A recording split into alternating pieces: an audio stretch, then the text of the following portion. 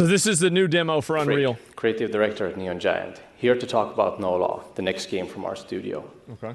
In our first game, The Ascent, our small team pushed the out-of-the-box UE4 tech to its limit to make a highly detailed, lived-in cyberpunk world. Cool. For our new game, No Law, a high-fidelity, immersive, first-person shooter set in the unregulated city of Port Desire, we knew that our best starting point would be building a game around the core feature set of Unreal 5. Yeah, this looks really because good. A small team like ours needs to work with the engine, not against it. Uh-huh. We realized early on that out of the box wouldn't be enough. We had to push beyond the defaults and build our own workflow inside UE5 to make the world we wanted. We're proud of what we did with The Ascent, and No Law is the next step in that same approach. Our constraint was specific. We didn't want the largest world, but the densest. A city that feels lived in at every scale, where every corner carries history and every surface tells a story. Port Desire is shaped by human clutter, cramped market alleys, layered graffiti, worn stickers on electrical boxes, spaces that feel touched and retouched by the people that live there. Our goal was to tell a story with every frame, from a messy apartment where characters go about their lives to the skyline. This is all in, wow. As a relatively small team, that ambition came with real challenges. We wanted extreme detail everywhere, but we also needed stability and performance without hand optimizing each location. For us, the answer wasn't a single system, but a shift in how we built the world. Okay. We prioritized density over scale, and we built a pipeline that let artists handcraft spaces without constantly stripping detail back and without relying on procedural generation. Nanite is what made that approach viable. It lets us keep a high level of detail across surfaces without treating every asset as a trade-off between fidelity and performance. Yeah, that's usually what the problem is. Our custom implementation of FastGeo in combination with the world partition system enables a seamless experience that never breaks. It allows us to have details in every nook and cranny and tell a million small stories. In fact, we have more objects in any given frame than the entirety of The Ascent. With this workflow, we can preserve detail and density in every corner, from the smallest bolt on a freighter to the city as a whole, with no invisible walls and no loading. We build tools inside Unreal to help our artists handcraft the entire city, alley by alley, building by building. This looks really good. Block by block. Yeah, holy fuck. To show Port Desire's full range as an urban city overrun with vegetation, we needed dynamic lighting. From the cozy, lush midday sun to the darkest, the most dangerous alleys where even the bright neon light does not reach. Yeah. The challenge was maintaining a fully dynamic day, night, and weather system without unpredictable frame times. Lumen gives the foundation. That's really good, man.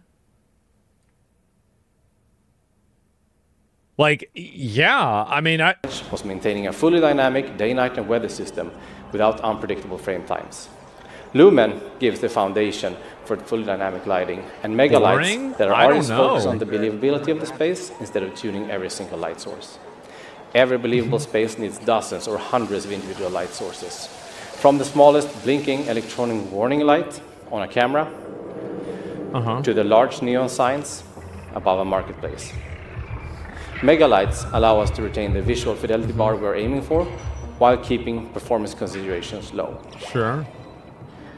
Once everything is dynamic, it starts to affect the gameplay. Is this optimized? Probably not Players entirely. can shoot out a street lamp, flood a space with a flashlight, or they can leave an area in darkness and have the AI NPCs react to light and shadow.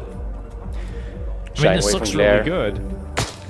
Searching through darkness, or escalating when something feels off. Can you hire hookers? I hope so. To make the city feel alive, we leaned on the mass framework to drive our crowds. NPC density and types shift based on time of day, region, and weather. In the slums, a storm clears the streets, but in the more sinful parts of Port Desire, even heavy rain won't slow things down.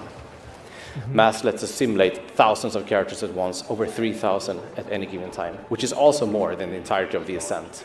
So the city always feels active, no matter where you are.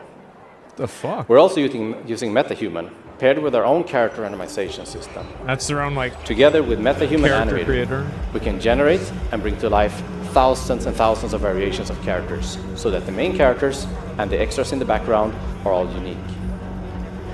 We wanted a world that reacted systemically to the player, without us having to hand place effects and destruction. This is, I really do think this is impressive. And scale with contextual effects while maintaining performance and interactivity really good. was one of our key challenges.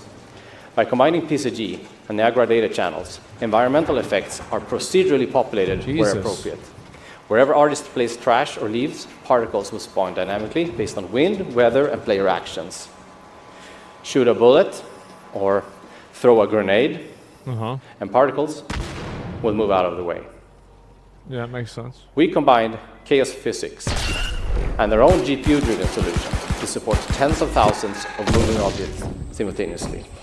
Damn. The result is a reactive environment, where smoke lingers, embers drift, and broken glass stays where it fell. Creating NOLA has been the process of finding where the engine ends and our custom tools begin. This is nice. Achieving this level of density, light and complexity, and systemic reactivity was previously impossible for a studio of our size. Yeah. By leveraging UE5's latest tech to bypass traditional development bottlenecks, we have finally been able to build the uncompromised version of the world we wanted to create for years. We can't wait for you to experience it. Thank you. I'm gonna be real. Like, I know there's some people that are being negative about this. I'm not. I think this looks fucking awesome. Yeah, this looks really cool.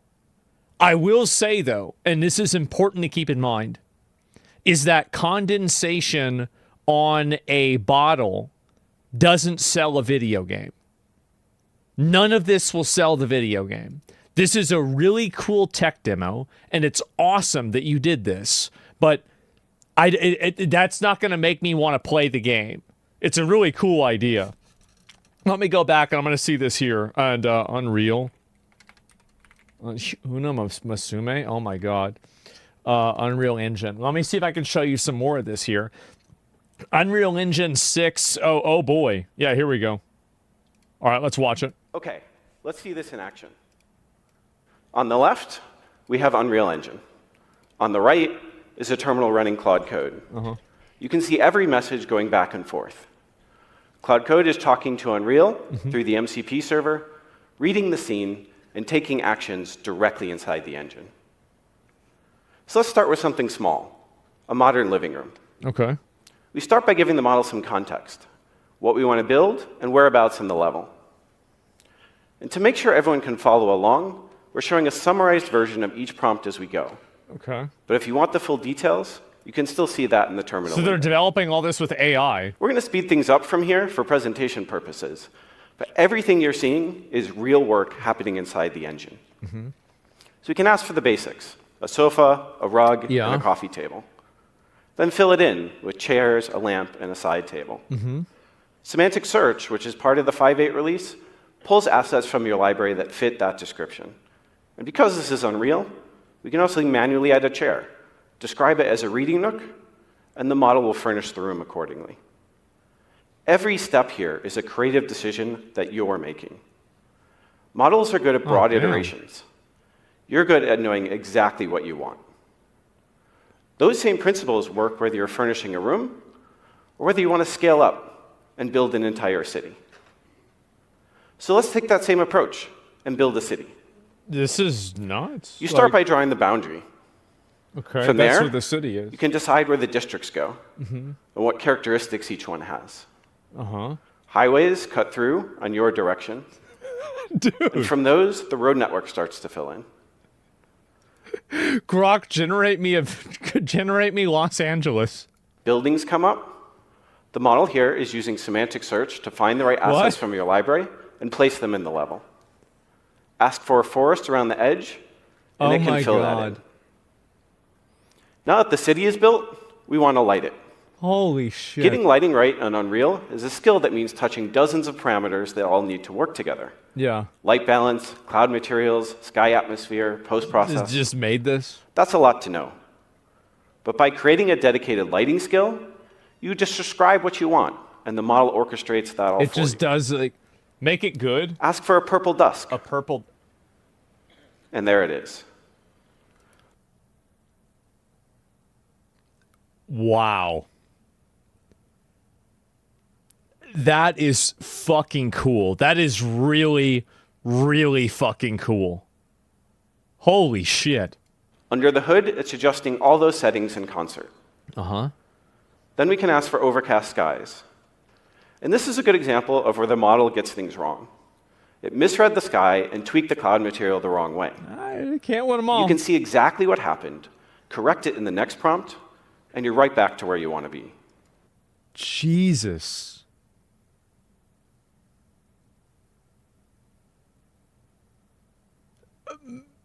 Man. That is nuts, bro. Like, we can all be devs now? Wow. This would take me like 20 or 30 minutes? No, I bet this probably took hours to do. Realistically. Like, I mean, oh my god. Because models also have real-world Design knowledge, a game on stream. you can just say, Bogota at 9:30 in the morning. And it will go and figure out the sun position, direction, temperature, and atmosphere that actually matches that. What we've shown here today would take months to build by hand. But with the MCP server Can you and imagine building something like this in 2015? Unreal, our artists Really? were able to make all of this in days. They just in days. Lower the technical friction, you can iterate more and make better games. Oh That's my what we've god. built. This is really just a starting point. Bring your own primitives, your own examples, your own skills built around your pipelines. The more your team puts in over time, the more useful it gets for everyone on the project. We're shipping the MCP server, the PCG primitive plugin, and the skills we've developed as part of 5.8 today. Man. It's open, and it's yours to extend. Go download it, point your model at it, and see what you can do. Oh my god. That is fucking crazy. Nowadays, it's much more about you getting together with your friends and then deciding what to do together online to play a game or experience. And this social increasing angle of gaming is creating a massive advantage for big games and big ecosystems because a game with a lot of players is much more likely to contain a lot of your friends. And a long-established game with a huge player base has a much easier job of retaining players than a new game has. I automatically trust them. I do. Like, if you bring up the guy that looks like this, that talks like this, and he's explaining the tech, I'm going to immediately assume it's really good. I am. Like, yeah. Of attracting new players. I'll read. Thus, we've seen a lot of the major new multiplayer games not gain a sufficient community and momentum to survive. Though in the past they might have. The other big change that's affecting gaming is that the economy is shifting from buying games to buying things in games. And whether you're a fan of this or not, the arithmetic of it is undeniable. I mean, this is another thing that reinforces the success of very large existing ecosystems in games and makes it ever harder for new entrants to get in. And that is, if you've been playing a game for a long time and it's a huge player base, then you can buy with confidence knowing that the things you purchase will still be useful to you days, weeks, or years later. Your waifu will not be vanished into the void. Whereas when a new game comes out, it's a much more difficult decision to spend. You're not sure if you're going to play it next day, next week, next month, and are much less likely to spend. And the final trend that's affecting gaming is that the market for players' attention has become extraordinarily competitive, more so than I've ever seen before in my lifetime when we were competing with lame television and other things that trend almost into vice, all competing for people's times, all very effectively. And so to overcome these trends, the game industry, whether we like it or not, is reorganizing itself. And there are kind of two big predictions for the future as these problems reverberate throughout the industry. One view of the future is that Roblox grows and eats gaming. A lot of people are saying this online. But what you have there is a centralized platform with a single gatekeeper that commoditizes. And he's mad about this. He's so mad because Roblox did it on accident, and you keep trying to make Fortnite do it, and you're so far behind, and you know it. And you know it. You're trying, and again, listen, they've got Unreal. It's not like they're losers, right? But it's very clear that like he's furious, because they're doing it better. All content takes more than 70% of revenue and has 450 million users on board. That's a lot. It's a lot. So that's a real challenge to game developers. But we believe in a very different future, and a much brighter one for the people in this room, and that is that a future of high-quality gaming rising to the challenge and linking up our content, linking up our communities, and linking up our economies to deliver fun and to serve gamers with great games in a way we've never done before. And to accomplish that, we're going to all need to change the way we build things. We're going to need to build better games, we're going to need to build them more efficiently, and we're going to need to design up front and build for connected games, where all of our player bases are connected socially and our economies are connected, so that players, instead of seeing these as isolated products, see them as part of an ecosystem. A global ecosystem that all game developers participate in together. We want to work with all of you and with all of the game developers in the industry to achieve this together. The things we built with Unreal Engine 6 are our technological foundation for it. And we believe that this is a big challenge that we all have to rise to. We need to win the competition for players' time, not only against other games, but also against YouTube and TikTok and everything else that people are doing online. And this was very much on our minds when we set out about building Unreal Engine 6. And it's also what was on the minds of really close partners. Somebody says this is when a principal engineer gets to do a demo reveal. That's right. And the thing is that having the that's what it should be, right? You have the engineer go out and explain it, and it might take longer. There might be, but that's good. There's like Disney and Lego and other AAA game developers. He's we've right been about what building he's increasingly close partnerships to them to build this together. And it's very clear, Fortnite, 80 million monthly active users. That's quite a lot, but we realize that this is not enough for Epic to do it alone. To build the ecosystem of the future, we're going to have to build it together. And I think the thesis for that is very optimistic, that between all of us and the world's best games, many of which use Unreal Engine, and many of whose developers use Unreal Engine, and many projects, we have billions of active users. And so we have the opportunity to form up and to team open and to define the future of gaming together again. And that's exactly what we want to accomplish in this generation together with you. So that's what we're doing. How is it that you can crash out so hard on Gabe for having like a monopoly on, distribution, but you can have a monopoly on production with Unreal because Unity shot itself in the head? How does that work? Isn't that weird? That's crazy, right? But what are the odds of that?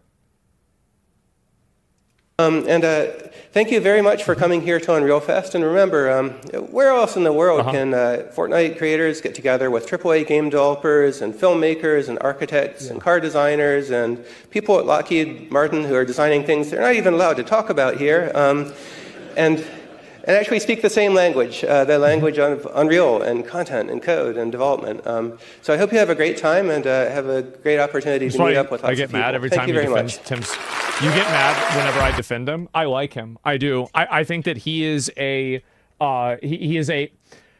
he's an honest actor. And I think also I think it's unfair, right? What he's saying. I like his anger and frustration around Steam, I think is fucking retarded.